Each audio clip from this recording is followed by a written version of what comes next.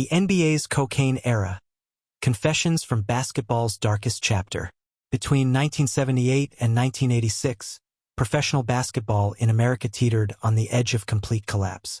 Estimates from that period suggest that somewhere between 40 and 75% of all NBA players were actively using cocaine. A staggering figure that speaks not to individual moral failure, but to a systemic cultural breakdown that infected the sport from the inside out. Freebase smoking was rampant in locker rooms. The league was hemorrhaging money at an alarming rate, and CBS had resorted to broadcasting NBA Finals games on tape delay at midnight, since advertisers and audiences alike had largely abandoned the product. Decades later, the players who survived this epidemic are finally stepping forward to share the unfiltered truth about what life truly looked like inside that storm.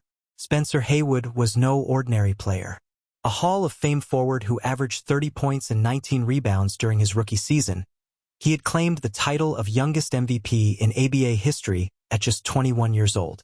Yet by 1980, that same man was being dismissed from the Los Angeles Lakers mid-NBA Finals after falling asleep at practice. Michael Ray Richardson, a four-time All-Star who led the entire league in steals on 3 separate occasions, found his career dismantled just as brutally. What fewer people know is that John Drew holds the grim distinction of being the first active NBA player ever banned for life by the league, receiving that punishment in January 1986. Richardson followed just 1 month later in February, after testing positive for cocaine for the 3rd time in 3 seasons. These are not simply cautionary tales. They are first-hand confessions from men who lived at the center of a world where cocaine moved through locker rooms as casually as water. To understand how things deteriorated so rapidly, one must first appreciate the cultural environment in which these players existed. Richardson described the social landscape plainly.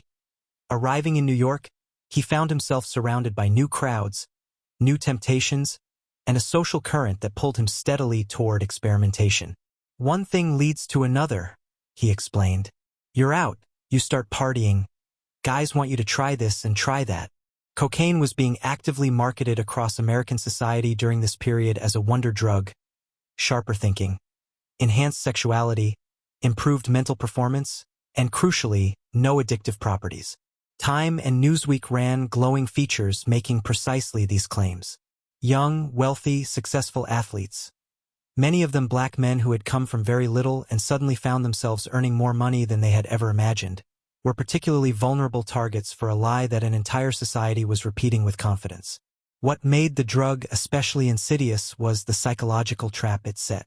As Richardson explained, cocaine creates a powerful false impression. The belief that you can manage it, maintain your performance, and keep everything under control. After a while it just catches up with you, he said, because you get so wrapped up in it that getting high becomes the only thing on your mind. Haywood's experience confirmed exactly that trajectory.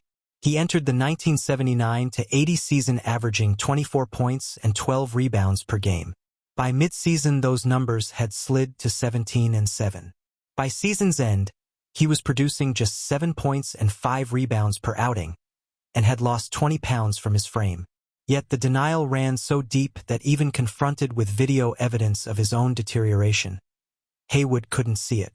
In one extraordinary exchange, Magic Johnson pulled him aside to show him footage of dropped passes, and Haywood responded by telling Magic the problem was his. When Kareem Abdul-Jabbar raised concerns about his declining rebounding numbers, Haywood watched the tape and told Kareem that his skyhook was leaving the rim at the wrong angle. Haywood had, by that point, graduated from snorting cocaine to smoking freebase, the most chemically potent and addictive form of the drug. What do I want to snort for when I've got freebase? He recalled with a dark laugh. Straight to the money. The breaking point arrived during the 1980 NBA Finals, when Haywood showed up to practice following a 24-hour cocaine binge, having taken 2 Quaalude pills in a failed attempt to stabilize himself. He fell asleep on the spot. Lakers coach Paul Westhead sent him home. Los Angeles won the championship without him. Haywood received no ring and was barred from the victory parade. The damage extended well beyond individual careers. It was eating the league alive. Television ratings collapsed to historic lows, with the 1981 NBA Finals on CBS drawing a 6.7 rating, the worst in league history until 2003. Playoff games were being buried in late-night time slots because the network refused to let them disrupt regular primetime programming. 16 of the league's 23 franchises were operating at a financial loss. Court violence was escalating. The NBA had become a punchline. Commissioner Larry O'Brien struggled to mount an effective institutional response, and while the league and the NBPA did eventually negotiate their first anti-drug agreement in 1983, its scope proved wholly inadequate against the scale of the epidemic. In January 1987, the Houston Rockets, a team anchored by Hakeem Olajuwon and Ralph Sampson, lost both Lewis Lloyd and Mitchell Wiggins to lifetime bans simultaneously. Denver Nuggets star David Thompson, who had once poured in 73 points in a single game, saw his career similarly derailed. The pivot point came on February 1, 1984, when David Stern replaced O'Brien as NBA commissioner. Stern inherited a deteriorating institution and moved quickly. According to Haywood, Stern's message was blunt and unambiguous. Someone needed to take the fall so the league could rebuild itself.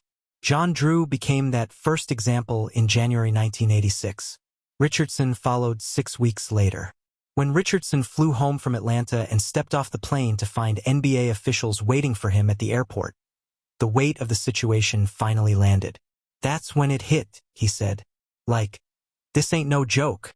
His immediate response was a 4-day cocaine binge. But when it ended, something shifted. He went home, made a decision, and never used the drug again.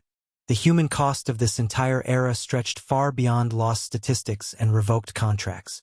Just 2 days after being selected second overall by the Boston Celtics in the 1986 NBA draft, University of Maryland star Len Bias died of cardiac arrhythmia caused by a cocaine overdose.